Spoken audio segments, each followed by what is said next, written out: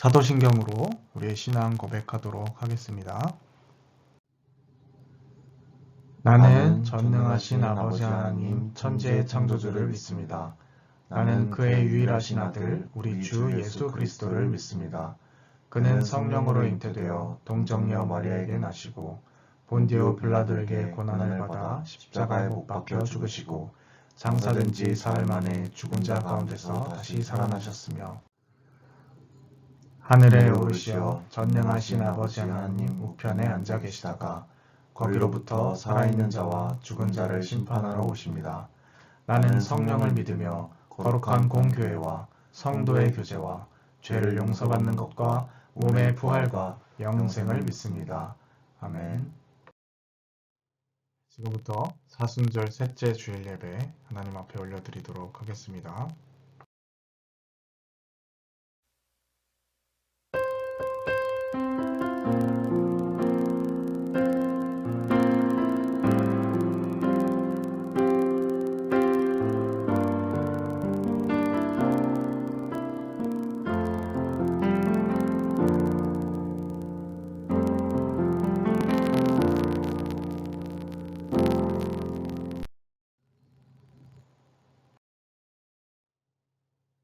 그러므로 우리는 예수로 말미암아 항상 찬미의 제사를 하나님께 드리자.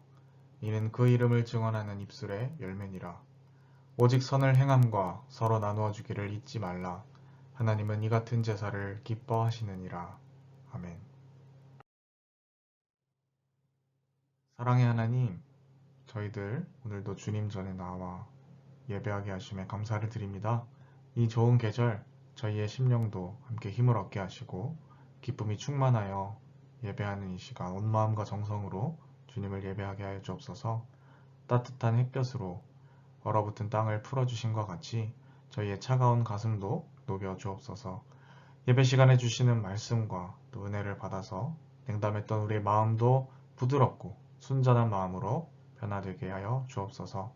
사순절 기간을 여전히 보내고 있습니다. 생활 속에서 경건함을 잃지 않게 하시고 날마다 주님의 고난을 묵상하며 십자가로 가까이 다가서게 하여 주옵소서. 예수님의 이름으로 기원하옵나이다. 아멘.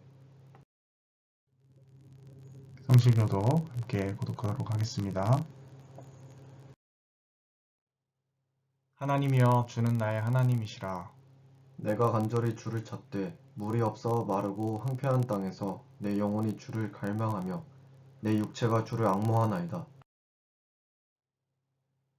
내가 주의 권능과 영광을 보기 위하여 이와 같이 성소에서 주를 바라보았나이다. 주의 인자하심이 생명보다 나음으로 내 입술이 주를 찬양할 것이라. 이러므로 나의 평생에 주를 송축하며 주의 이름으로 말미암아 나의 손을 들리이다. 골수와 기름진 것을 먹음과 같이 나의 영혼이 만족할 것이라. 나의 입이 기쁜 입술로 주를 찬송하되 내가 나의 침상에서 주를 기억하며 새벽에 주의 말씀을 작은 소리로 읊조릴 때에 하오리니 주는 나의 도움이 되셨음이라. 내가 주의 날개 그늘에서 즐겁게 부르리이다. 나의 영혼이 주를 가까이 따르니 주의 오른손이 나를 붙드시도다. 아멘. 한 주간을 돌아보며 공동으로 낭독하며 드리는 기도의 시간입니다. 함께 스크린을 참조하셔서 함께 낭독하며 기도 드리도록 하겠습니다. 사순절 기간에 십자가를 지신 예수님을 묵상하며 회개합니다. 주님께서는 자기를 십자가에 못 박는 사람까지도 용서하셨는데 저희는 이웃이 범하는 작은 실수와 잘못도 용서하지 않고 살았습니다. 주님은 십자가에서 고난을 당하시면서 죄의 권세를 멸하셨건만 저희는 불의와 타협하고 적당히 죄를 지으며 살고 있습니다. 주님께서는 십자가에서 죽기까지 하나님 아버지의 뜻을 받들어 순종하셨는데 저희는 오늘도 성령님의 소욕을 거역하며 살고 있습니다. 집을 나간 아들을 기다리는 아버지의 심정으로 하나님께서는 우리 믿음의 회복을 기다리고 계시건만 저희는 그 음성을 외면한 채 육체의 쾌락에 빠져 살고 있습니다. 주여 십자가 밑에서 엎드려서 드리는 통회와 자복을 받으시고 모든 죄를 용서해 주옵소서. 예수님의 이름으로 이 고백의 기도를 드립니다. 아멘. 이 시간 지난 한 주간을 돌아보며 하나님 앞에 참여의 기도 올려드리도록 하겠습니다.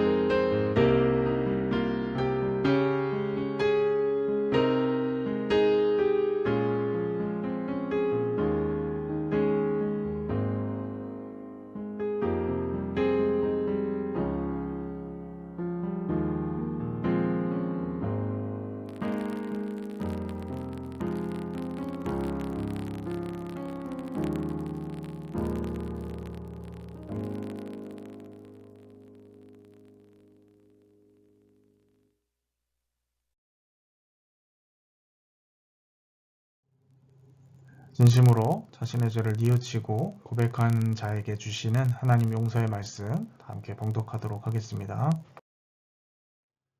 여호와의 말씀이니라. 그날 그때에는 이스라엘의 죄악을 찾을지라도 없겠고 유다의 죄를 찾을지라도 찾아내지 못하리니 이는 내가 남긴 자를 용서할 것임이라.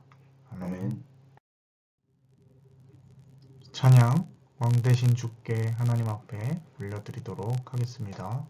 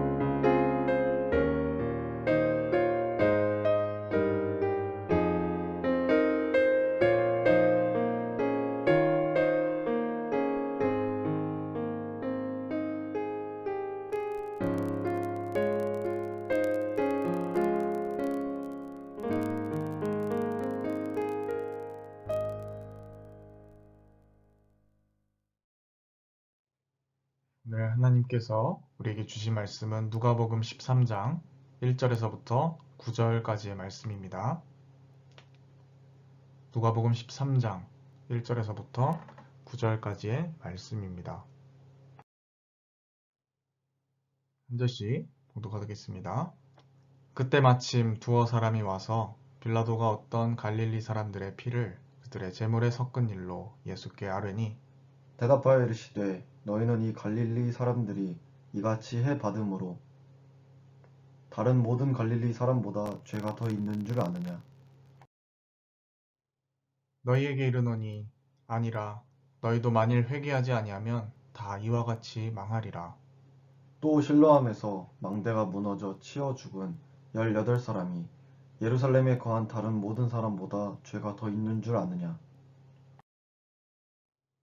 너희에게 이르노니 아니라 너희도 만일 회개하지 아니하면 다 이와 같이 망하리라. 이에 비유로 말씀하시되 한 사람이 포도원에 무화과 나무를 심은 것이 있더니 와서 그 열매를 구하였으나 얻지 못한지라. 포도원 지기에게 이르되 내가 3년을 와서 이 무화과 나무에서 열매를 구하되 얻지 못하니 찍어버리라. 어찌 땅만 버리게 하겠느냐. 대답하여 이르되 주인이여 금년에도 그대로 두소서. 내가 두릅하고 거름을 줄이니. 이후에 만일 열매가 열면 좋거니와 그렇지 않으면 찍어버리소서 하였다 하시니라. 아멘. 아멘. 오늘 말씀 무지성 인과응보주의 회개하라 라는 제목으로 말씀 나누도록 하겠습니다. 네, 여러분 한 주간 평안히 잘 지내셨습니까? 벌써 사순절 셋째 주를 맞이하고 있습니다. 날씨가 갑자기 좀 따뜻해졌는데요. 이에 맞추어서 우리 역시 하나님 앞에서 좀 더 굳어진 마음을 녹이고 하나님 앞에서 바로 섰으면 좋겠다라는 생각도 해보게 됩니다. 우리는 대체로 인과응보나 권선징악을 우리의 절대적인 세계관으로 받아들이는 경향이 있습니다. 권선징악이라는 것은 무엇인가요? 선한 것은 권하고 악한 것은 벌받는다. 이렇게 믿는 것을 가르치죠. 그래서 옛날 전래동화들 같은 경우도 착하고 성실하게 산 주인공이 복을 받게 되고 욕심부리고 나쁘게 산 사람들은 벌을 받는 이야기, 이런 패턴들이 계속 등장하는 것입니다. 우리와 비슷하게 당시 유대인들도 그렇게 생각하는 경향이 있었던 것 같아요. 뭔가 어떤 사람이 안 좋은 일을 당하면 저 사람은 뭔가 죄를 지어서 하나님이 벌을 내리신 거야, 이렇게 생각했다라는 것이죠. 하나님께서 이 구약 성경에도 종종 당신의 말에 순종하지 않을 때 심판을 예고하시기도 하고 자신의 말을 순종하는 자에게 복 주시고 그렇지 않은 자에게 화를 주신다라는 그런 말씀을 실제로 하시기도 합니다. 그러나 여러분, 성경은요, 모든 상황과 모든 경우에 이런 식의 은과응보를 적용해서는 안 된다라고 가르치기도 하죠. 대표적으로 욥기도 그렇고요. 오늘 본문의 예수님도 그것을 가르쳐주고 계십니다. 그러나 인간은 단순하게 보는 것을 좋아하기 때문에 이런 인과응보를 대체로 무지성적으로 그렇게 적용하기도 한다라는 것이요. 당시 유대인들도 그런 경향이 있었다라는 것입니다. 오늘 본문 1절을 살펴보게 되면 엄청난 사건이 등장하게 됩니다. 빌라도가 갈릴리 사람들을 죽여서 피를 제물에 섞어버린 초유의 사건이었죠. 빌라도는 유대인들에게 평소에도 악명이 굉장히 높기로 유명했습니다. 이오세푸스라는 역사가에 따르면 빌라도는 이 예루살렘으로 물을 끌어들이는 수로 공사를 시작했는데 이 수로 공사할 때 공사를 하다 보니 필요한 자금을 대려고 무엇을 했냐면 유대인들의 성전 보고에 있는 그 돈을 사용해 버렸다라는 것이에요. 자, 유대인들 입장에서는 이 일이 분노할 수밖에 없는 것이죠. 당연히 자기네들이 하나님께 헌금을 바친 것을 지금 로마가 하는 공사에 엉뚱하게 쓰이고 있으니까요. 그런데 이 빌라도도 이러한 반발이 있을 것을 다 예상을 했겠죠. 그냥 진행하면 욕을 엄청나게 먹고 비난 여론에 휩싸일 것을 다 알기 때문에 빌라도는 어떻게 했냐면 유대인들의 그 지도자들 미리 야합해서 함께 입을 맞추고 또 특별히 이 제도 중에 하나를 악용하기로 결심을 한 겁니다. 그것이 뭐냐면 바로 고르반 제도였어요. 성경에 보면 예수님께서 바리새인들을 비판할 때 너희가 고르반이라고 하나님 앞에 드렸다고 하면서 너희 부모님을 봉양하지 않는 것, 이런 것은 다 죄다 이렇게 말씀을 하시거든요. 이 고르반은 드리다 라는 뜻인데, 내가 내 자신을 하나님 앞에 헌납했다라고 하면 누군가를 부양하거나 섬길 의무가 없어지는 그러한 제도였죠. 왜냐하면 하나님께 드렸으니까. 그러니까 이 성전에 있는 헌금을 고르반으로 활용하자고 성전 지도자들에게 미리 협조를 구한 겁니다. 당시에 이 성전에 대한 관리를 담당하는 종교 지도자들과 로마는 서로 이 친밀한 상생관계에 있었기 때문입니다. 서로가 서로의 안위를 보장하면서 그렇게 공생하는 관계였던 것이죠.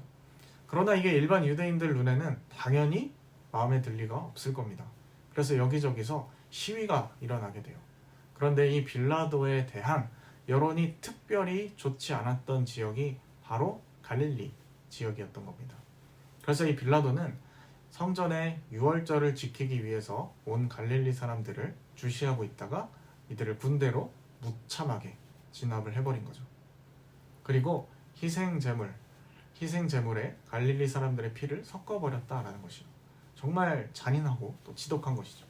제단에 바쳐진 동물 제사에 그 사람들을 죽여서 그 피를 섞었다라는 것은 엄청난 이 성전과 하나님에 대한 모독이기도 한 것이고요.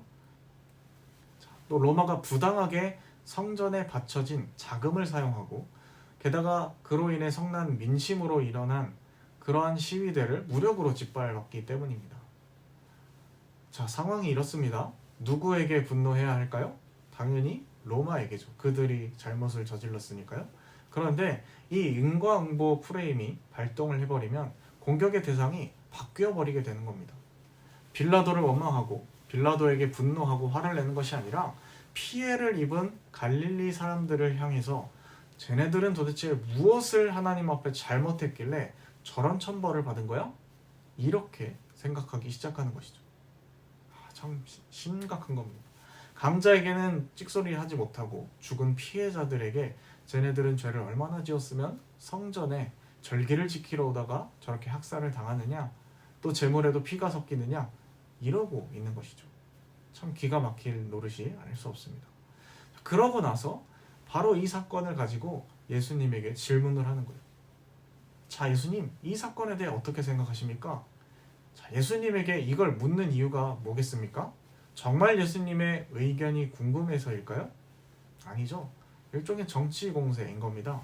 빌라도에게 항의하다가, 빌라도에게 시위를 하다가 죽은 사람들 잘못인가요? 아닌가요? 이걸 지금 묻는 것이죠. 자, 예수님께서 그들의 바램처럼 죄 많아서 죽었다라고 하면 어떻게 될까요? 이 죄는 무슨 죄라고 생각이 들겠습니까? 로마에게 반항을 한 죄, 로마에게 항명한 죄라는 얘기를 하게 되는 거예요. 아, 그러면 예수님은 친로마적 발언을 하고 있는 거구나. 와, 이게 참 민족은 안중에도 없고 친로마적인 지금 행보를 보이시네? 이렇게 연결하기 위해서 일종의 빌드업을 짜놓은 거예요. 그것이 바로 1절의 내용입니다. 이렇게 장황하게 설명을 드렸지만 이렇게 설명하지 않으면 내용 이해가 전혀 되지 않을 것이기 때문에 제가 좀 길게 설명을 드렸습니다. 자, 어쨌든 예수님에게 지금 사람들은 이것에 대해서 묻고 있는 거예요. 자기들 생각엔 뭐예요? 예수님이 내심 그래, 쟤들은 정말 죄를 많이 지어서 그런 거야, 이렇게 얘기해 주시기를 바라고 있는 거죠. 그러나 예수님은 딱 잘라 말씀하십니다. 뭐라고 하시죠? 그런 것이 아니다. 다른 사람들보다 죄인이라고 생각하냐? 아니다. 너희들도 똑같다. 너희도 회개하지 않으면 망할 것이다. 이렇게 얘기하는 거예요. 자, 사실 사람들이 예수님에게 던졌던 질문은 딱 하나였습니다. 로마에게 반역하다가 죽은 이 갈릴리 참사에 대해서 어떻게 생각하십니까? 이거였죠. 사건에 대한 해석에 대해서 질문을 했는데 주님께서는 너희의 마음가짐에 대해서 답을 하십니다. 게다가 주님은 묻지도 않은 실로암 망대 참사를 더해서 이야기하시는 것이죠. 실로암 망대의 공사 역시 마찬가지로 빌라도가 주도하던 사업 중에 하나였습니다. 빌라도의 주요 관심사가 이 수로와 망대를 이 도시에 설치하는 거였거든요. 그런데 이것을 건설하려면 마찬가지로 돈도 필요하겠지만 인력도 필요하겠죠. 그런데 이 공사에 협조하게 되면 어떻게 되는 겁니까? 로마에 협력하는, 로마의 부역자라는 꼴이 되는 겁니다. 사실은 말이 협조고 협력이지 그냥 강제로 동원당하는 것이죠. 자기들의 주권이 없었으니까, 식민 지배 당하고 있으니까요. 그래서 이 공사를 진행하다가 이 망대가 무너져서 수많은 사람들이 다치고 죽고 이러한 상황이 펼쳐졌습니다. 그래서 편의상 이것을 실로암 망대 참사라고 부르도록 하겠습니다.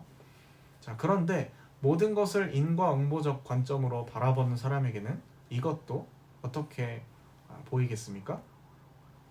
저 로마가 노동력을 동원하는데 자존심 다 버리고 순수히 협력하는 것이 맞냐? 그러니까 사고 나서 무너져서 죽지. 죽어도 싸 쟤네들은. 바로 하나님의 심판인 거지. 이것이 그들의 판단이었다라는 것이. 아까 1절에 갈릴리 성전에 피가 섞인 그 갈릴리 진압 사건, 이것은 로마에게 저항하다가 당한 일이었다면 이 실로암 망대 사건은 로마에 협력했다는 이유가 되는 것이죠. 예수님께서 묻지도 않은 이 실로암 망대 참사를 꺼낸 이유가 이제 짐작이 좀 되십니까? 네. 제가 정말 쉽게 우리나라의 그 상황으로 비유를 드려서 말씀드리면 이런 겁니다. 독립운동 하다가 일제에 의해서 참변을 당한 케이스를 가지고 가서 예수님께 이들은 무슨 죄를 지어서 그런 겁니까? 이렇게 물어봤는데 예수님은 일제에 협력한 사람들이건 혹은 강제건 비강제건 협력한 사람들 그리고 그들에게 반대한 사람들까지 같이 말씀하시면서 회개하지 않으면 너희들 똑같이 망할 것이다 이렇게 말씀하신 거예요. 이해가 가시죠? 예수님은 이 질문을 받는 순간 바로 이들의 의도를 다 깨고 계셨던 것이에요. 이것은 나를 정치적 논쟁으로 몰고 가서 내가 하는 사역에 죄를 뿌리고 방해하려는 이 수작이구나 라는 것을 바로 아셨던 것이죠. 그래서 예수님은 이 사건은 이렇다라고 해석적인 대답을 내놓는 대신에 이 사람들보다 너희가 더 의롭지 않다. 너희 똑같이 죄인이고 회개하지 않으면 망할 것이다. 이렇게 말씀하신 것이죠. 예수님의 이 대답은 바로 남을 함부로 판단하는 이 악함에 대해서 폭로를 하고 계신 겁니다. 예수님 보시기에 이러한 무지성 인과응보식의 프레임은요, 단순히 중립적이고 순진한 신학적인 관점이 아니다라는 것이에요. 어떤 사람이 어떤 일을 당한 것은 그럴 만한 짓을 했기 때문이다 라는 이러한 관점은요, 본인 안에서는 정말 단순하고 깔끔한 해석이 이루어지기 때문에 편리할지 모르겠지만 이것만큼 끔찍한 해석도 없다라는 것이에요. 왜냐하면 부당한 권력이나 구조나 혹은 힘에 의해서 당하는 그러한 고통들을 향하여서 싸우고 저항하는 것보다는 외면하게 만들기 때문에 그렇습니다. 그렇겠죠. 게다가 그러한 일을 당하지 않은 나 자신은 끔찍한 일을 당한 저 사람보다 상대적으로 더 의롭고 선하다라는 이 생각도 이 기저에 깔려 있는 것입니다. 바로 교만에 대한 것이죠. 그들을 돕고 그들의 피해에 그들의 고통에 공감하면서 선한 이웃이 되어주려는 그런 마음이 작용하기보다는 어떻겠습니까? 당할 만할 짓을 해서 당했으니까 도와주지도 않을 것이고요. 그들을 바라보면서 상대적 우월감까지 느끼게 만드는 것이 바로 이러한 무지성 인과응보 프레임이라는 것이에요. 그러나 여러분, 성경은 여러 곳에서 모든 것을 이렇게 단순하게 바라보서는 절대 안 될 것을 경고하고 있죠. 그러니 쉽게 말하면 예수님의 말씀은 이런 겁니다. 야, 너희들이 뭔데 죽은 사람들은 더 죄인, 덜 죄인 이것을 판단하고 있냐? 이거예요. 하나님 보시기에 너희는 다 죄인이고 회개하지 않으면 다 망할 것이다 말씀을 하고 있는 것이죠. 너희나 죽은 사람들이나 질적으로 다른 것은 전혀 없다 이겁니다. 사실 이런 태도는 정말 비겁한 태도라고 할 수 있죠. 정말 악한 로마에게는 아무 소리 하지 못하고 피해 입은 사람과 그 관련된 가족의 상처에 소금을 뿌리는 그러한 일밖에 되지 않는 것이잖아요. 더 나아가서 예수님에게는 이 사역을 곤란하게 하기 위해서 한정을 파는 그런 질문을 하는 것이죠. 아마 인터넷이 발달된 시대였다라고 한다면 예수님께서 이들을 향해 죄가 있다라는 뉘앙스나 혹은 그런 비슷한 말을 하는 순간 바로 선동질을 하지 않았을까 생각을 해봅니다. 예를 들면 헤드라인 이렇게 뽑는 거죠. 예수, 로마에 항거한 갈릴리 독립투사들 정죄하다. 그들 역시 죄 있어. 뭐 이런 식으로 헤드라인을 띄우거나 아니면 예수 로마에 협조한 이들 죄 없다. 이렇게 제목을 띄워서 신문을 보도하지 않을까 혹은 뉴스를 보도하지 않을까 생각이 듭니다. 더 나아가서 예수님께서는 자신의 메시지를 더욱 선명하게 표현하시기 위하여서 비유의 말씀을 하나 덧대십니다. 포도원 주인이 무화과 나무를 심었는데 열매가 나지 않는 것, 이것을 비유로 말씀하시는 거죠. 여러분, 이 무화과 나무는 처음에 나무를 심고 나서 열매 맺을 때까지 3년에서 4년 정도가 걸린다고 합니다. 그리고 좋은 것과 그렇지 못한 것을 가리는, 그 열매를 가리는데 또 3년이 걸린대요. 그런데 예수님의 이 추가된 비유 속에서 주인은 지금 몇 년을 기다린 것입니까? 3년을 기다렸다고 기록이 되어 있죠. 그럼 정말 총 주인이 실제로 기다린 횟수는 몇 년일까요? 일단 처음에 나무를 심고 3, 4년을 기다렸습니다. 그것을 일단 더해야 하고요. 그리고 좋은 열매, 나쁜 열매를 가리는데 3년이 또 소요된다고 했으니까 합치면 6년인 것이죠. 근데 그래도 열매가 나오지 않아서 기다린 것이 3년이니까 다 합치면 9년인 거죠. 그런데 열매가 없다라는 것이죠. 주인 입장에서 너무나 괘씸한 거죠. 포도원 지기한테 뭐라고 말합니까? 야, 저 나무 파버려라. 거름 주는 거 아깝다. 땅이 아깝다. 자, 예수님께서 말씀하시는 이 비유는 바로 이스라엘 사람들을 겨냥한 그런 비유라는 것이죠. 하나님을 믿는다라고 말하지만 하나님께 회개하지 못하는 이스라엘을 비유로서 말씀을 하신 겁니다. 하나님 입장에서 이걸 다 없애버려 마라, 이 고민을 하실 때 포도원 지기인 예수님께서 아닙니다. 조금 더 기다려 보십시오. 제가 다시 한번 해보겠습니다. 이렇게 이야기한 겁니다.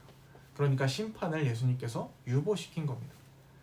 그러니까 오늘 이야기를 다 종합을 하면 남들이 사고를 당하거나 비참한 일을 당해서 고통당하고 있는 것을 보고 저 사람은 뭘 해서 저런 거냐, 이런 것이나 따지고 있는 사람들에게 예수님께서는 너희들 다 똑같은 사람들이다. 하나님은 이미 많이 참고 계셨다. 이제 시간이 얼마 없으니 회개하지 않으면, 하나님께 돌아오지 않으면 똑같이 망할 것이다 라고 말씀하고 계신다라는 것이에요. 열매를 맺지 않는 무화과 나무 이야기에서 무화과 나무는 이스라엘을 가르치는 것이죠. 자, 그렇다면 열매가 없다라는 것은 어떤 상태를 비유로 말씀하신 걸까요?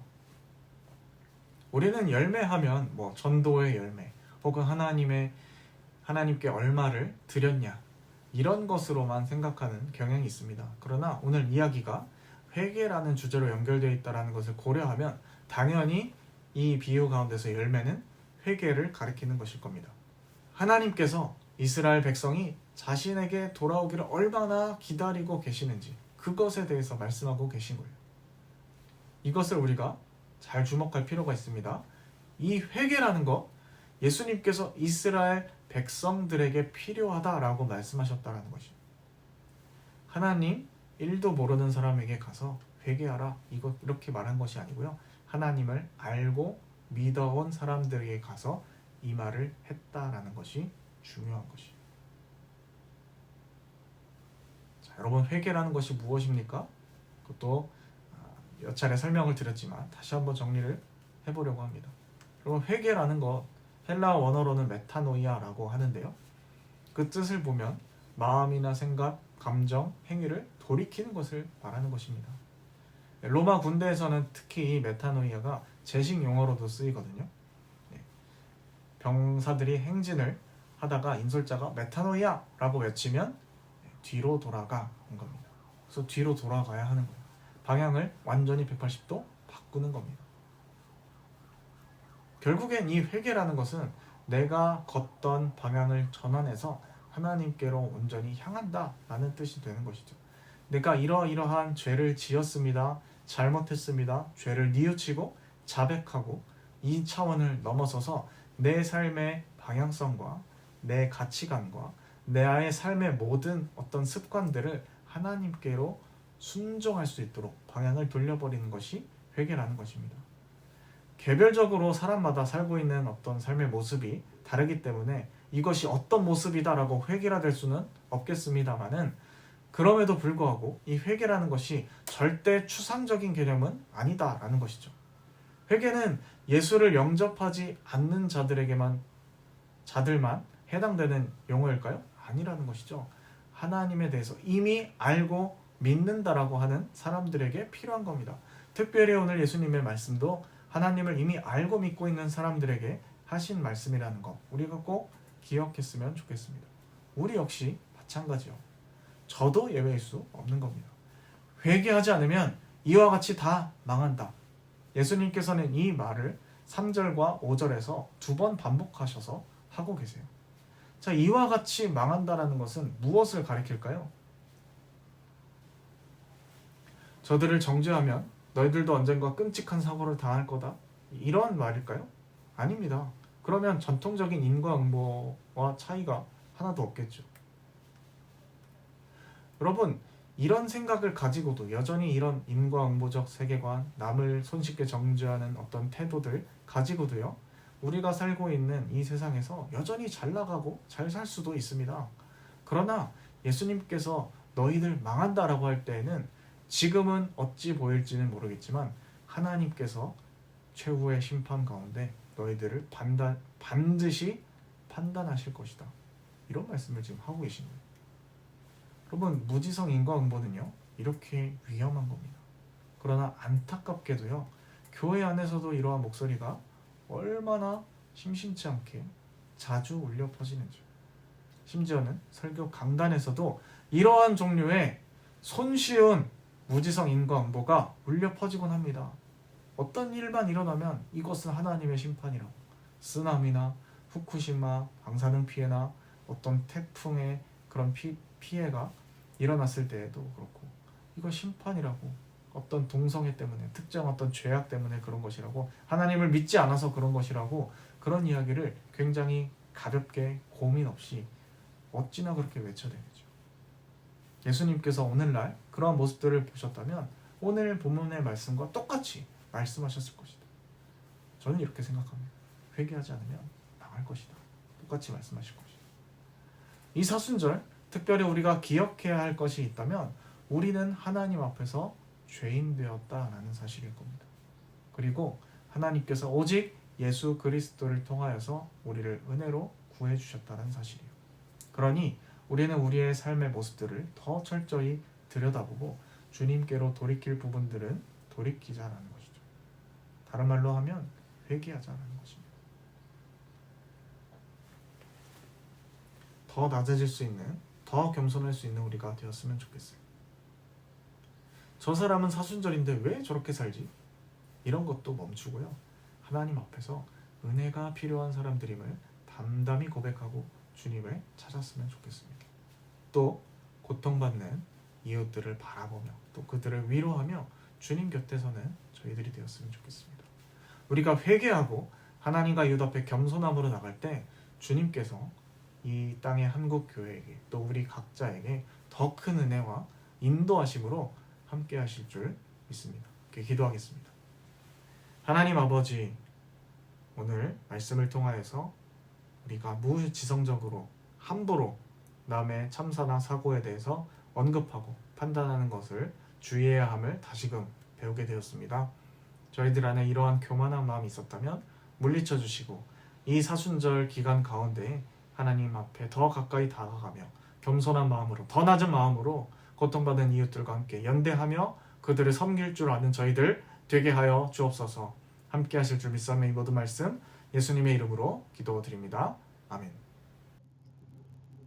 이 시간 우리의 삶을 결단하며 또 우리의 소유 일부를 하나님 앞에 봉헌 드리도록 하겠습니다. 예수로 살리 함께 찬양 올려드리겠습니다.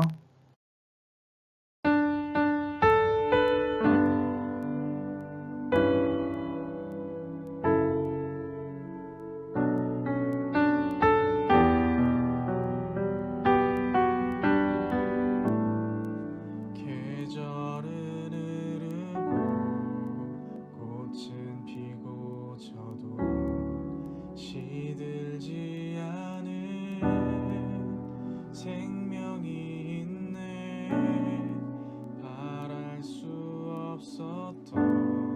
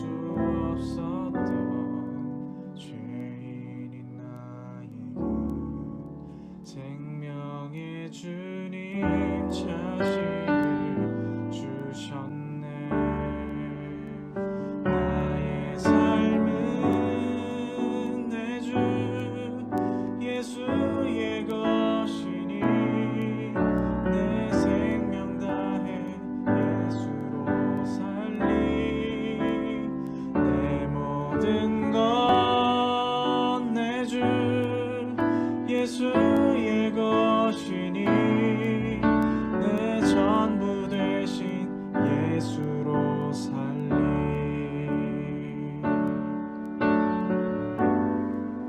바람이 스치듯 삶은 지나가도 꺼지지 않은 소망이 있네.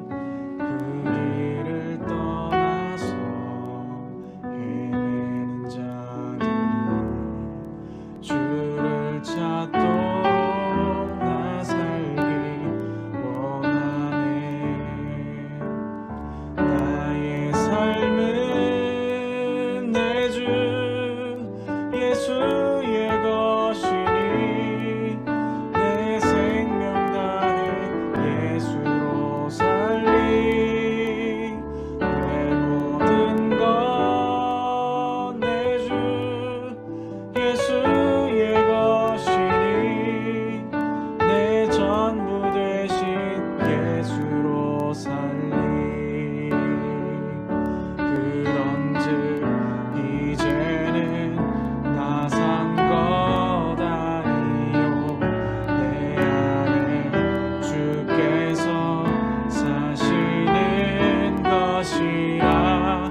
그런즉 이제는 나 산 것 아니요 내 안에 주께서 사시는 것이라.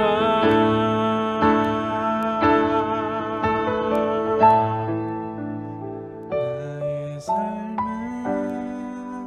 내 주 예수의 것이니 내 생명 다해 예수로 살리. 내 모든 건 내 주 예수의 것이니 내 전부 되신 예수로 살리. 내 전부 되신 예수로 살리. 내 전부 되신 예수로 살리.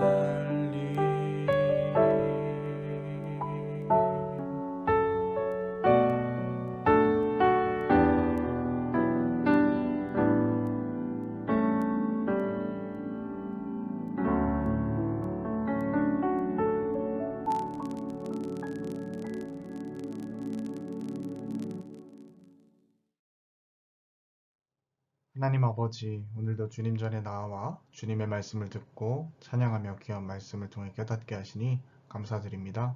이 사순절 셋째 주를 맞아 또 오늘 말씀을 통하여서 우리의 삶을 들여다봅니다.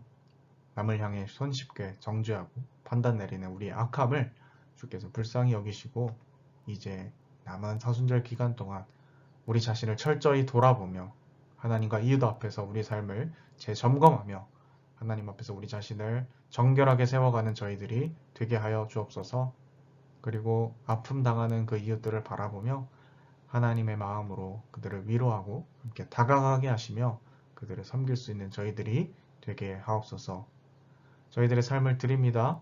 주께서 기쁘게 받아주시고 우리의 모든 소유와 하나님께 바쳐진 모든 몸짓이 하나님 나라에 아름답게 쓰이게 하여 주옵소서. 함께 하실 줄 믿사오며 이 모든 말씀 예수님의 이름으로 기도드립니다. 아멘. 축도로 모든 예배 순서 마치도록 하겠습니다. 지금은 우리 구주 예수 그리스도의 은혜와 하나님 아버지의 극진하신 사랑하심과 성령의 인도 역사 충만케 하심이 오늘 함께 말씀을 듣고 진정으로 하나님 앞에 자신을 돌아보고 회개하며 다른 사람의 참사에 대해서 함부로 판단하기보다는 그들의 고통을 위로하고 함께 섬기기를 마음속에 다짐하는 주님의 자녀들 백성들 머리머리 위에 지금부터 영원까지 함께 하시기를 축원하옵나이다. 아멘.